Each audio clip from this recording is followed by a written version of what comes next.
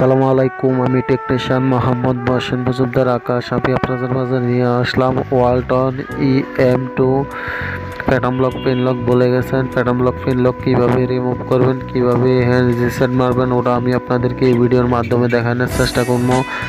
আর আপনারা যদি আমার ভিডিওতে নতুন হয়ে থাকেন তাহলে সাবস্ক্রাইব করবেন আর লাইক কমেন্ট শেয়ার করবেন, ফুল ভিডিও দেখবেন, তাহলে বুঝতে পারবেন কীভাবে Walton EM2 pattern lock pin lock খুলতে হয়, প্যাটার্ন লক পিন লক কীভাবে রিমুভ করতে হয়, ওটা আমি আপনাদেরকে এই ভিডিওর মাধ্যমে দেখানোর চেষ্টা করবো।